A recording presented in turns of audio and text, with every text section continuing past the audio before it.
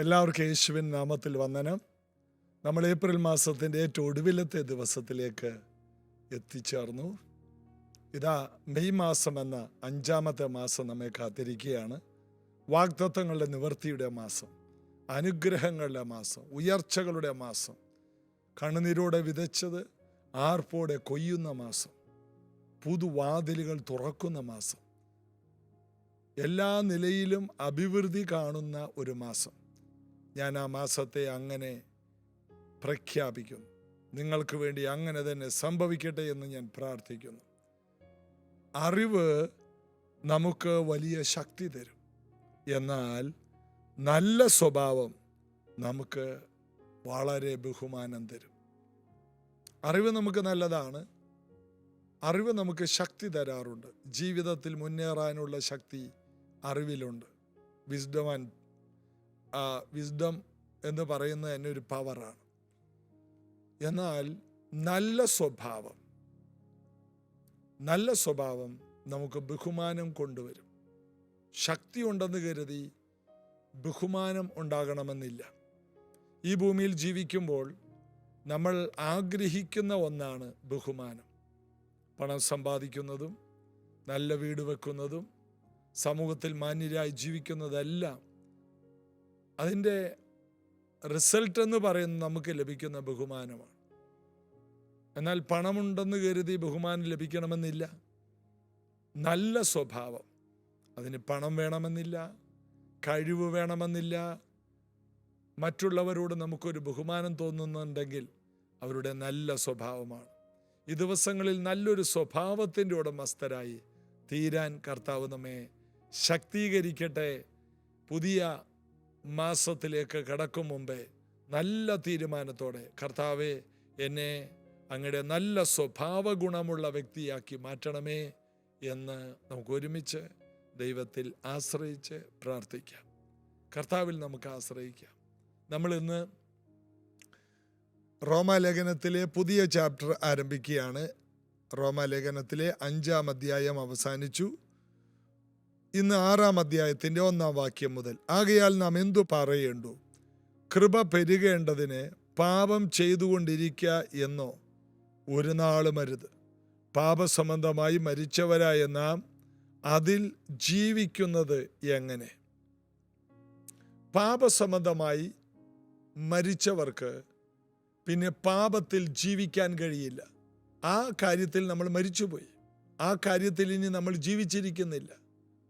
മദ്യപാനം മരിച്ചുപോയി, വ്യഭിചാരം മരിച്ചുപോയി, ദുഷിച്ച ചിന്ത മരിച്ചുപോയി, പാപ സ്വഭാവങ്ങൾ മരിച്ചുപോയി.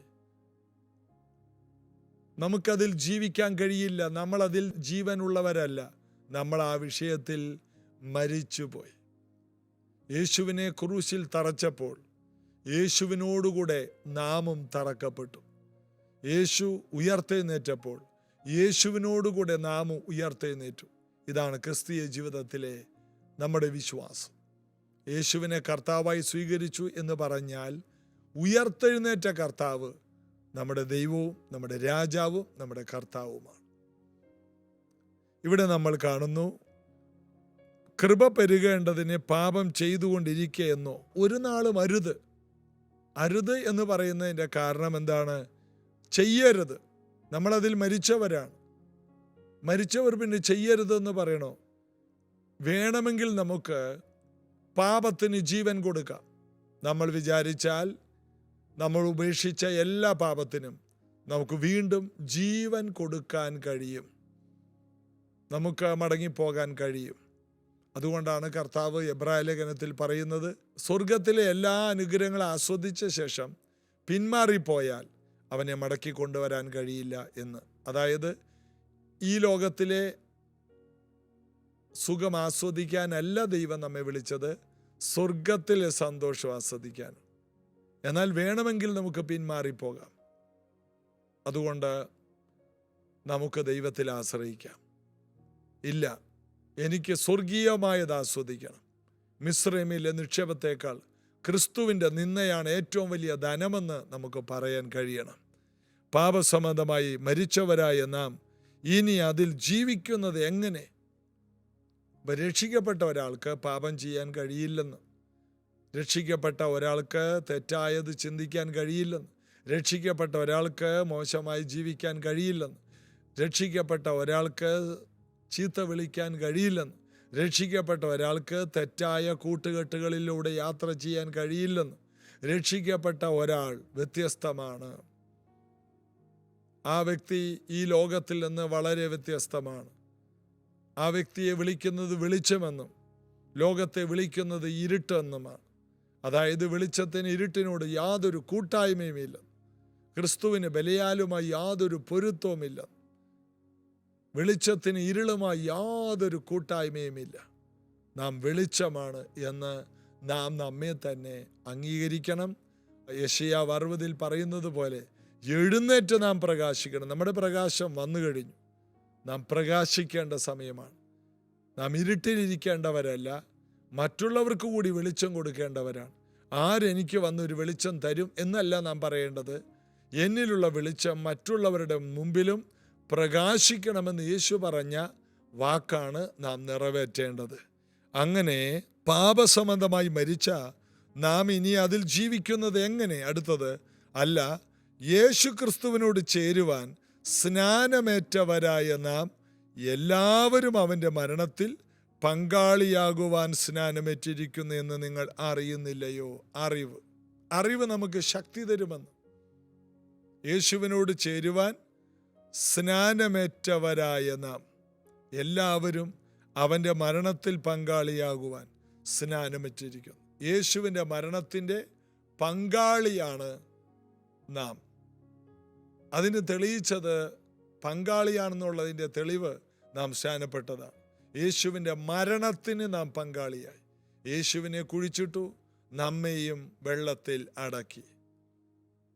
അപ്പോൾ പങ്കാളിത്തമുണ്ട്. യേശുവിൻ്റെ മരണത്തിൽ പങ്കാളിത്തമുണ്ടെങ്കിൽ യേശുവിൻ്റെ ഉയർപ്പിനും നമുക്ക് പങ്കാളിത്തമുണ്ട്. അടുത്ത വാക്യം, അങ്ങനെ നാം അവൻ്റെ മരണത്തിൽ പങ്കാളികളായ സ്നാനത്താൽ അവനോടുകൂടെ കുഴിച്ചിടപ്പെട്ടു.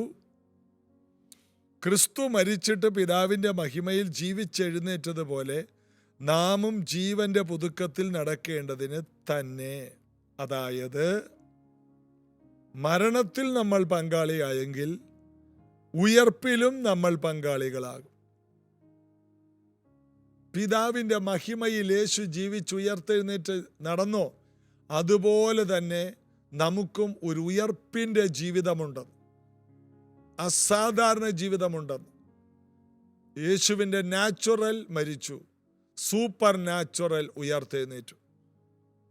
യേശുവിൻ്റെ മനുഷ്യൻ മരിച്ചു, എന്നാൽ യേശുവിലുള്ള ക്രിസ്തു രക്ഷകൻ, വീണ്ടെടുപ്പുകാരൻ എഴുന്നേറ്റ് വന്നു. ഇതാണ് സത്യം.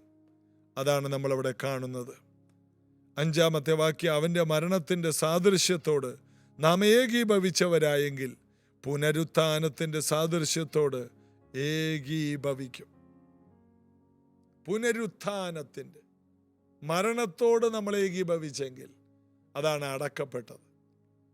വെള്ളത്തിൽ മുഴുകൽ സ്നാനം സ്വീകരിക്കാത്തവർ, യേശുവിനെ ജലത്തിൽ സ്വീകരിക്കാത്തവർ, വാ കൊണ്ട് ഏറ്റു പറഞ്ഞു, ഹൃദയം കൊണ്ട് വിശ്വസിച്ചു പോരാ, യേശുവിൻ്റെ അടക്ക പുനരുത്ഥാനത്തിൻ്റെ നിഴലായ സ്നാനം നിങ്ങൾ സ്വീകരിച്ചോ? സ്നാനം സ്വീകരിച്ചെങ്കിൽ നിങ്ങൾ അടക്കപ്പെട്ടതാണ്. നിങ്ങൾ സ്നാനത്തിൽ നിന്ന് പുറത്തു വന്നവരാണെങ്കിൽ നിങ്ങൾ ഉയർത്തെഴുന്നേറ്റതാണ്. ഇത് നിങ്ങളുടെയും എൻ്റെയും വിശ്വാസമാണ്. എൻ്റെ 23-ാമത്തെ വയസ്സിൽ ഞാൻ പിതാവിൻ്റെയും പുത്രൻ്റെയും പരിശുദ്ധാത്മാവിൻ്റെ നാമത്തിൽ ബാംഗ്ലൂരിൽ സ്നാനപ്പെടാനിടയായി.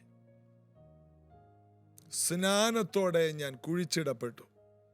അവൻ്റെ മരണത്തിൻ്റെ സാദൃശ്യത്തോട് നാം ഏകീഭവിച്ചവരായെങ്കിൽ പുനരുത്ഥാനത്തിൻ്റെ സാദൃശ്യത്തോടും ഏകീഭവിക്കും. യേശു ക്രിസ്തുവിൻ്റെ മരണത്തോട് താതാമ്യപ്പെട്ടവരാണെങ്കിൽ യേശുവിൻ്റെ ഉയർപ്പ്, അപ്പോൾ യേശു ഈ ഭൂമിയിൽ വന്നു എന്ന് അംഗീകരിക്കുന്ന ഒന്നാണ് സ്നാനം. യേശു മരിച്ചു എന്നുള്ളതിൻ്റെ തെളിവ് നമ്മൾ വാക്കും ഭാഷണവും ഇല്ലാതെ തെളിയിച്ചു. അതെ, യേശു വന്ന് മരിച്ചു, അതുകൊണ്ട് ഞങ്ങൾ അടക്കപ്പെടുന്നു. യേശു ഉയർത്തെഴുന്നേറ്റ് പിതാവിൻ്റെ വലത്തുഭാഗത്തിരിക്കുന്നു. ജീവന്റെ പുതുക്കത്തിൽ യേശു നടക്കുന്നു, അത്ഭുതകരമായി നടക്കുന്നു, സൂപ്പർ നാച്ചുറലായി നടക്കുന്നു. അതുകൊണ്ട് ഞങ്ങളും ജീവിച്ച് എഴുന്നേറ്റ് വന്നു. ഇന്നിത് കേൾക്കുന്ന ഓരോ വ്യക്തികളും അറിയണം, നമ്മൾ മരണത്തിൽ നിന്ന് പുറത്തു വന്നവരാണ്. അടക്കത്തിൽ നിന്ന് തീർന്നവരല്ല, അടക്കത്തിൽ നിന്ന് ഉയർത്തെഴുന്നേറ്റ് വന്നു എന്ന് വിശ്വാസത്താലാണ് ഇതെല്ലാം അറിയുന്നത്. അടുത്ത വാക്യം, 6-ാമത്തെ വാക്യം. നാം ഇനി പാപത്തിന് അടിമപ്പെടാതെ വണ്ണം പാപശരീരത്തിന് നീക്കം വരേണ്ടതിന് നമ്മുടെ പഴയ മനുഷ്യൻ അവനോടുകൂടെ ക്രൂശിക്കപ്പെട്ടു എന്ന് നാം അറിയുന്നു. അതൊരറിവാണ്. ഞങ്ങൾ അവനോട് ഏകീഭവിച്ചു, ഞങ്ങൾ യേശുവിനോട് ഏകീഭവിച്ചു എന്നുള്ളത് സ്നാനത്തിലൂടെ നാം പരസ്യമായി പ്രസ്താവിച്ച ഒന്നാണ്. ഞാൻ സ്നാനപ്പെടും എന്ന് പറയുന്നവർ കർത്താവിൻ്റെ പുനരുത്ഥാനത്തോട് ഏകീഭവിക്കും എന്ന് പറയുന്നവരാണ്. ഞാൻ ഒരു ദിവസം സ്നാനപ്പെടും എന്ന് പറയുന്നവർ ഞാൻ കർത്താവിനോടുകൂടി അടക്കപ്പെടും, ഒരു ദിവസം ഞാൻ ഏകീഭവിക്കും എന്ന് പറയുന്നവരാണ്. അതിൻ്റെ അർത്ഥം ഇന്നുവരെയും നിങ്ങൾ യേശുവുമായി ചേർന്നിട്ടില്ല, യേശുവിനോട് ചേരുവാൻ സ്നാനപ്പെട്ടവർ. 6-ാമത്തെ വാക്യം. നാം ഇനി പാപത്തിന് അടിമപ്പെടാതെ വണ്ണം പാപശരീരത്തിന് നീക്കം വരേണ്ടതിന് നമ്മുടെ പഴയ മനുഷ്യൻ അവനോടുകൂടെ ക്രൂശിക്കപ്പെട്ടു എന്ന് നാം അറിയുന്നു. പഴയ മനുഷ്യൻ ക്രൂശിക്കപ്പെട്ടു എന്ന് നമുക്ക് അറിവാണ്. ബൈബിൾ നമുക്ക് തരുന്നത് ഭയങ്കര അറിവാണ്.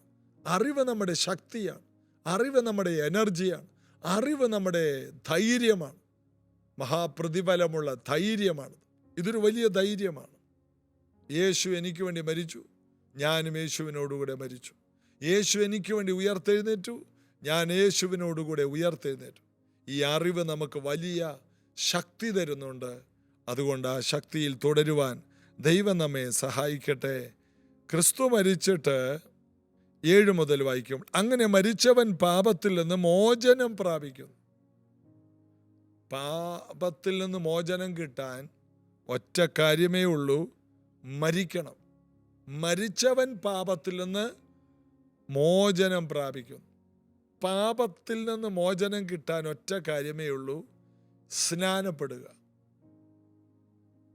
സ്നാനപ്പെടുമ്പോൾ നല്ല മനസാക്ഷി കിട്ടുകയാണ്, കർത്താവിനോട് നമ്മൾ ചേരുകയാണ്.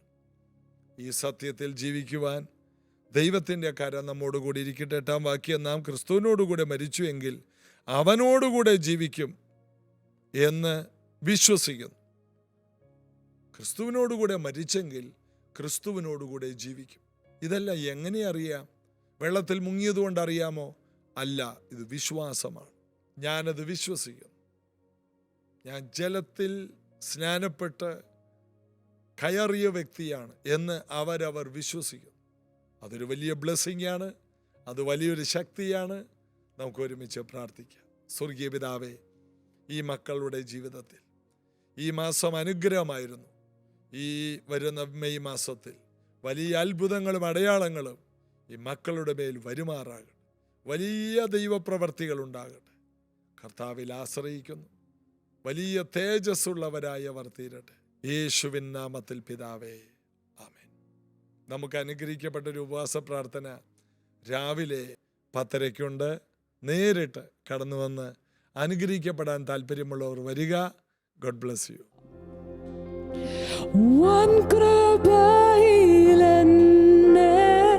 ഇന്നയോളം കാത്ത വൻ കൃപയിലെന്നെ ഇന്നയോളം കാത്ത ദൈവത്തിനു സ്തോത്രം. ഇന്നും എന്നേക്കും എൻ്റെ ദൈവത്തിനു സ്തോത്രം. ഇന്നും എന്നേക്കും വൻ കൃപയിൽ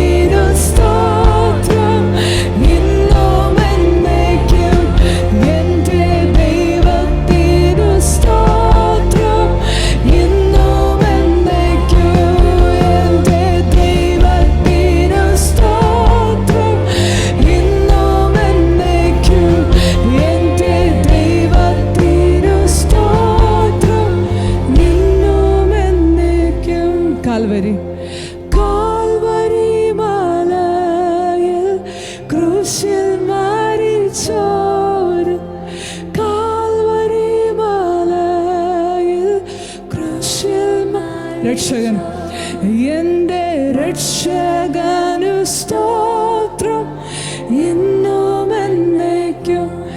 എൻ്റെ രക്ഷകനു സ്തോത്രം ഇന്നും കാൽവരി മലയിൽ